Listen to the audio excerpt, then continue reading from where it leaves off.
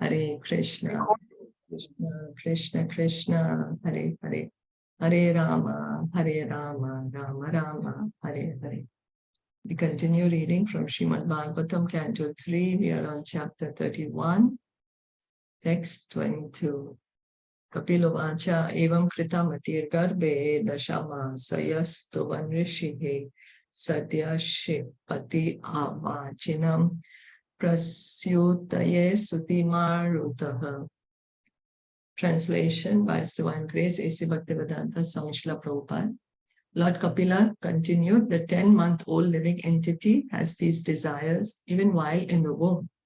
But while he thus extols the Lord, the wind that helps parturition propels him forth with his face turned downward so that he may be born. So it's time for him to be born. He doesn't want to be born because he's praying to the Lord. As soon as I come out of my mother's womb, I will again be captured by Maya. I will again start thinking I'm God. I'll start imitating I'm God. I'll forget the Paramatma. So, but Mother Nature, it's time for him to come out now. So he's pushed out of the womb. Tena vasrata sahasa kritvava shira aturaha vinishkramati krichrena niruchvaso hatasmritihi. Pushed downward all of a sudden by the wind, the child comes out with great trouble, head downward, breathless, and deprived of memory due to severe agony. So the journey of the child from the mother's womb to outside is very dangerous also. It's not an easy journey. It's a small, narrow place, and the child is being squeezed, So the word krichrena means with great difficulty. When the child comes out of the abdomen through the narrow passage, due to pressure there, the breathing system completely stops, and due to agony, the child loses his memory. Sometimes the trouble is so severe that the child comes out dead or almost dead. One can imagine what the pangs of birth are like. So this is why it is said that birth is also a suffering. But we forget. And because we forget, we say, oh, why? Birth is not a suffering. But we have forgotten. The child remains for 10 months in that horrible condition within the abdomen. And at the end of 10 months, he's forcibly pushed out. In Bhagavad Gita, the Lord points out that a person who is serious about advancement in spiritual consciousness should always consider the 4 pangs of birth, death, disease, and old age. The materialist advances in many ways, but he's unable to stop these 4 principles of suffering inherent in material existence. So now in the modern society, modern world, we are using all our time and energy to make this body as comfortable as possible, to have more comforts for eating, sleeping, mating, and defending. But we cannot stop the real problem, which is birth, death, old age, and disease, by material solutions. We don't have any material solution to birth, death, old age, and disease. No matter how much we advance, we can't make solution to these things. We may be given false hopes that, okay, one day science is going to improve so much that you're not going to die. But no, it's never going to happen. Why? Because that's the law of nature. That's the law of God. It is going to happen. So the only way we can stop the material miseries is by getting out of this material world and not trying to think that this material world is a permanent place for us. Patito bhuvi ashan mishraha vishtha bur iva chestate roru yati gate jnane viparitam gatim gataha. The child thus falls on the ground, smeared with stool and blood, and plays just like a worm germinated from the stool. He loses his superior knowledge and cries under the spell of Maya. So he's come out covered in all these We all have been in this position. That's why we are still here. But as soon as we come up, we forget. We forget our true consciousness. Parachandam na vidusha pushyamano janena saha anabhi pretam apanaha pratyakyatum anishvaraha. After coming out of the abdomen, child is given to the care of persons who are unable to understand what he wants, and thus he is nursed by such persons. Unable to refuse whatever is given to him, he falls into undesirable circumstances. Within the abdomen of the mother, the nourishment of the child was being carried on by nature's own arrangement. The atmosphere within the abdomen was not at all pleasing, but as far as the child's feeding was concerned, it was being properly done by the laws of nature. So inside the abdomen, we heard, not a very good place to stay. There's fire burning on one side, there's stool, urine, pus, worms on the other side. Very horrible situation. But the child is getting his food. This is arranged by the laws of nature. But upon coming out of the abdomen, the child falls into a different atmosphere. He wants to eat one thing, but something else is given to him because no one knows his actual demand and he cannot refuse the undesirables given to him.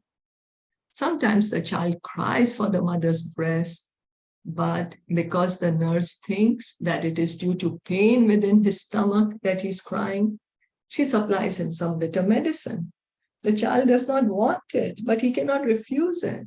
He's put in very awkward circumstances, and the suffering continues. So, we think, oh, being a baby is so good, right? We don't have to worry. There's somebody taking care of us. There's no tension for us. But the child is crying, and we don't know what the child wants. Is it crying from pain? Or is it crying because he's hungry? Or is he crying because he wants to be changed? He's feeling dirty? We don't know. And we give him something else. So even the child is in a suffering position. We have been in this position, but we have simply forgotten. Shaito shuchi paryanke jantu sveda jantushite nesha kandu yane anganam ashanuthana chestane. Laid down on a foul bed infested with sweat and germs, the poor child is incapable of scratching his body to get relief from his itching sensation, to say nothing of sitting up, standing, or even moving. It should be noted that the child is born crying and suffering. No child comes out laughing from the mother's womb, smiling. No, he's always crying. It's a great suffering, as we are hearing. After birth, the same suffering continues and he cries. Because he is disturbed by the germs in his foul bed, which is contaminated by his urine and stool, the poor child continues to cry. He's unable to take any remedial measure for his relief. So we may say, okay, now the child's bed is not dirty by urine and stool, but because we make him wear a diaper. But imagine, the diaper also is, the urine and stool is touching the child's body. So he cries, he's feeling uncomfortable, the skin is feeling irritable, but he can't do anything. He can simply cry. So we say, oh, so nice position of being a baby, but baby also have their own suffering. Tudanti ama tvacham damsha mashaka matkunadayaha rudantam vigata jnanam kramaya krimikam yatha. In his helpless condition, gnats, mosquitoes, bugs, and other germs bite the baby, whose skin is tender, just as smaller worms bite a big worm. The child, deprived of his wisdom, cries bitterly. The word Vigata Jnanam means that the spiritual knowledge which the child developed in the abdomen is already lost to the spell of Maya. owing to various kinds of disturbances and to being out of the abdomen, the child cannot remember what he was thinking of for his salvation. It is assumed that even if a person acquires some spiritually uplifting knowledge, circumstantially he is prone to forget it. Not only children, but also elderly persons should be very careful to protect their sense of Krishna consciousness and avoid unfavorable circumstances so that they may not forget their prime duty. So the child, he's come out of the mother's womb and he forgot his Krishna consciousness. In the womb of the mother, he was praying to Krishna. I will be a devotee. I want this life to be the last life. I don't want to suffer anymore. But now he's come out and he's forgotten. So Prabhupada is pointing out that even if we as adults are trying to develop our Krishna consciousness, we should be careful not to forget. Because the Maya is very strong. The illusory energy, she's very strong and she captures us. And in that way, we forget Krishna. So we should always be alert to accept things that are favorable for our Krishna consciousness and reject the things that are unfavorable for Krishna consciousness. Because there's only two principles to religion. Always remember Krishna, never forget Krishna. That is the foundation. And all other principles are made to support these two main principles. Always remember Krishna, never forget Krishna. That's why we are asked to hear about Krishna, chant Krishna's names, worship the deity, remember Krishna. Always remember Krishna. And we are advised not to indulge in sinful activities, because when we indulge in sinful activities, we forget Krishna. So reading on, iti evam shaishvam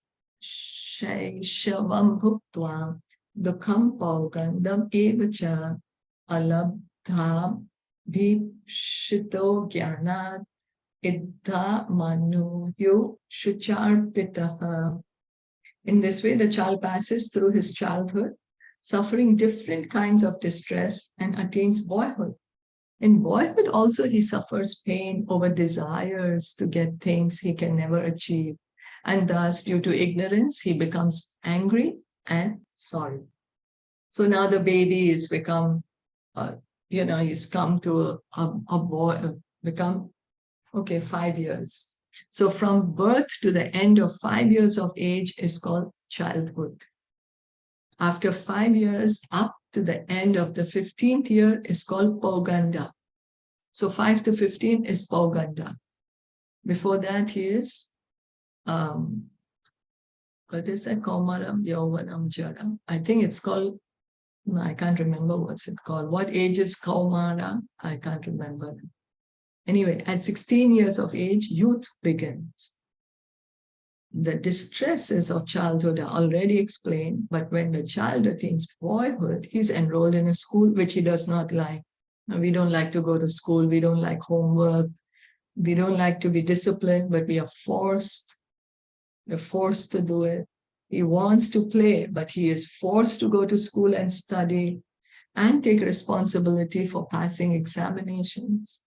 Another kind of distress is that he wants to get some things with which to play, but circumstances may be such that he's not able to attain them, and he thus becomes aggrieved and feels pain. So even children have their stress.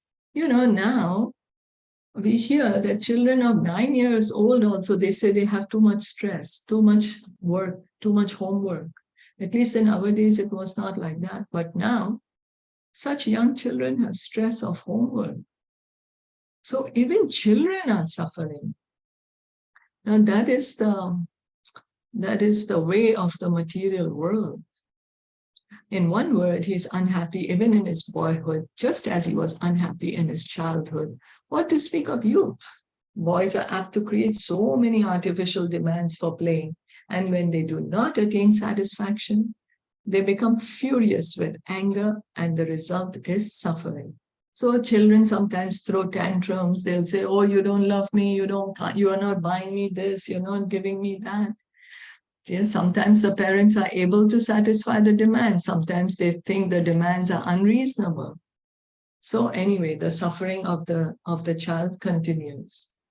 Saha dehena manena avardhamanena manyuna karoti vigraham kami kameshva antaya chakmanana.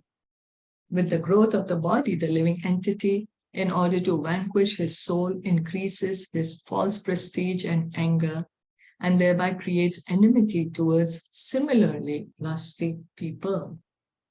In Bhagavad Gita, 3rd chapter, verse 36, Arjuna inquired from Krishna about the cause of a living being's lust. So Arjuna asked Krishna, why does the living entity commit these sinful activities? It is said that the living entity is eternal and as such qualitatively one with the Supreme Lord. Then what is the reason he falls prey to the material and commits so many sinful activities by the influence of the material energy? So we are spirit souls, we are living entities. We are not this material body. We are qualitatively one with the Supreme Lord. Means we have the same quality as God. God is Sat Chid Ananda.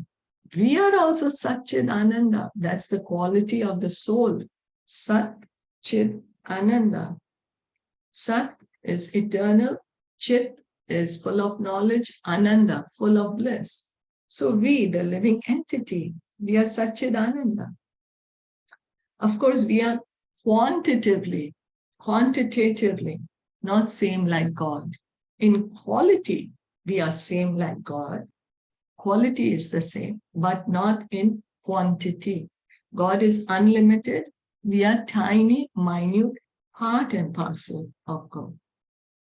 So now we are the spirit souls. Then why we are coming under this material miseries? Why we are committing sinful activities? So in reply to this question, Lord Krishna said that it is lust which causes a living entity to glide down from its exalted position to the abominable condition of material existence. So lust means not only sexual desire, but any desire to enjoy separate from Krishna. That is lust. Any material desire. So, and because of this, we forget our exalted position. We are spirit souls, part and parcel of God. So we are exalted, but we are forgotten. We are thinking we are the body because of this lust. This lust circumstantially changes into anger. So what happens once, if our desire is not fulfilled, we get some desire for something.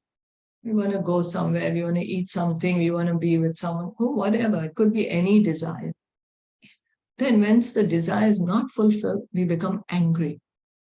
So, and how does this desire come? By thinking of the sense object. We first start thinking of the sense object in the mind by contemplation of the sense object. Krishna says this in 3rd chapter of Bhagavad Gita.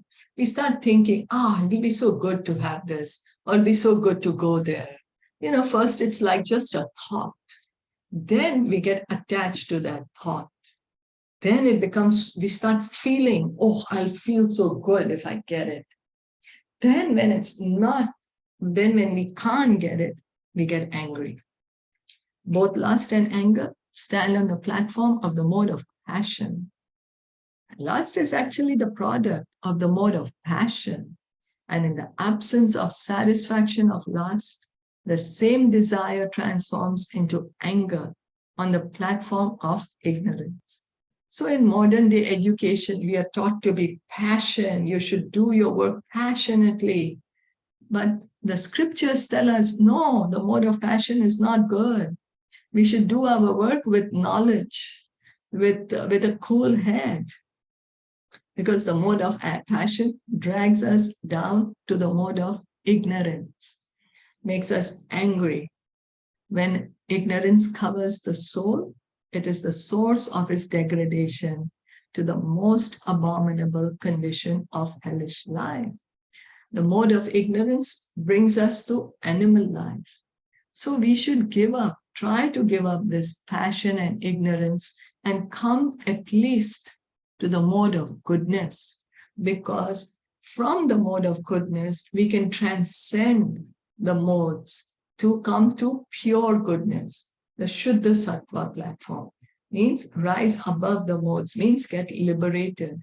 But if we are in ignorance, how will we get liberated? So at least we should come to goodness. And that's the reason we are encouraged to hear and chant and hear and chant to help us purify our heart, to raise oneself from hellish life to the highest position of spiritual understanding is to transform this lust into love of Krishna.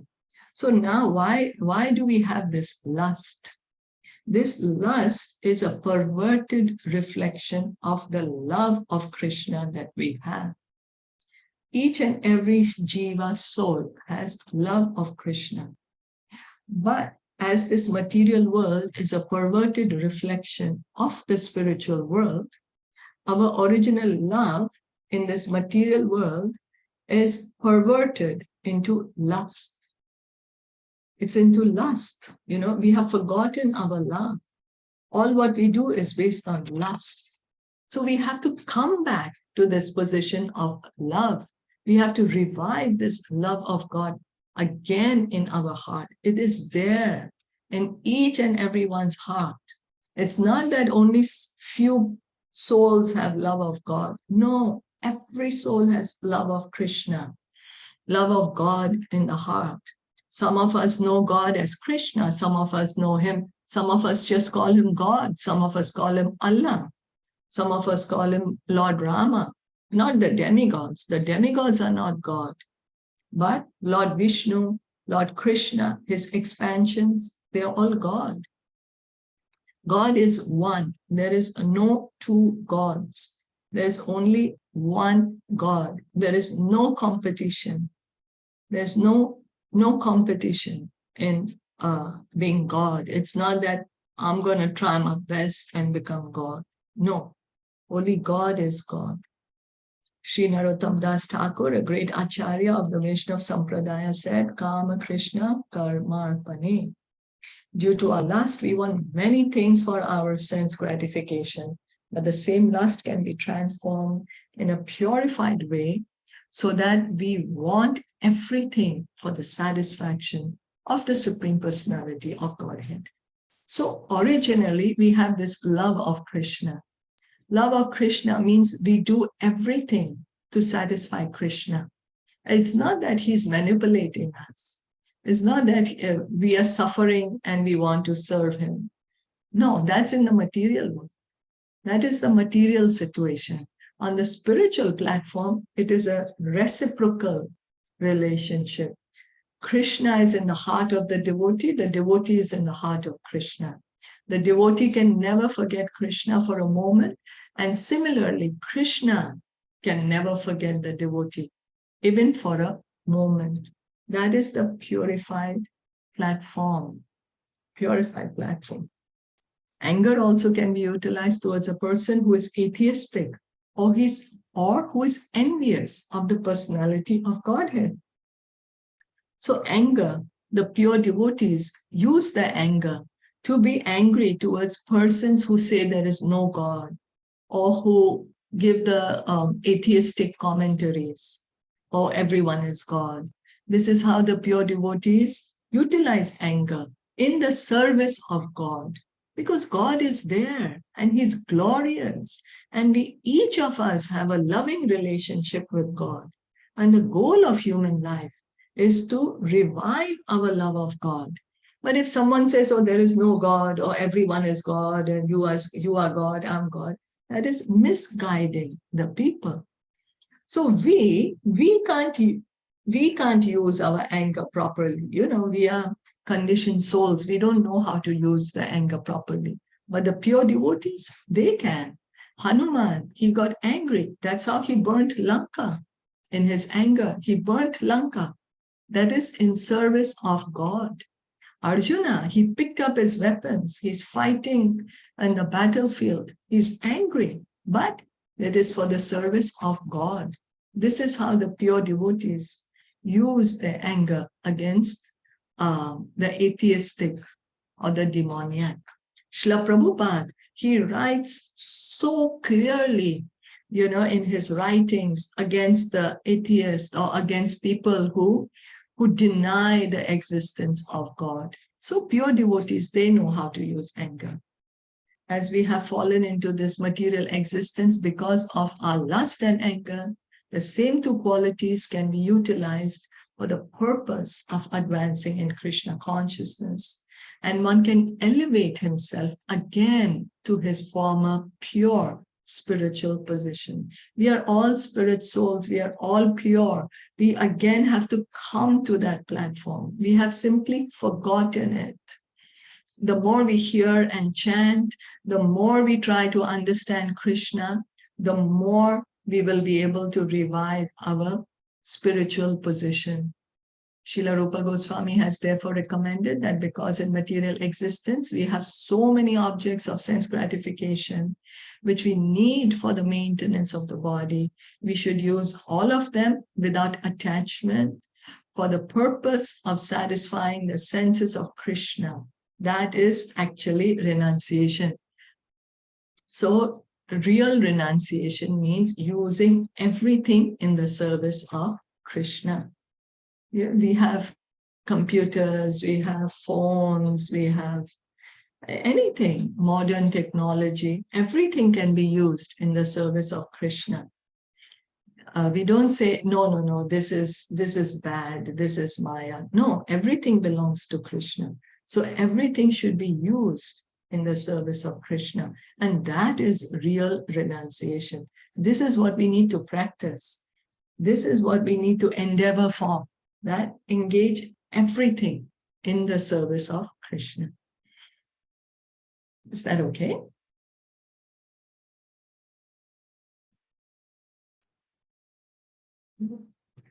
So, I'm not sure if there are any comments or questions.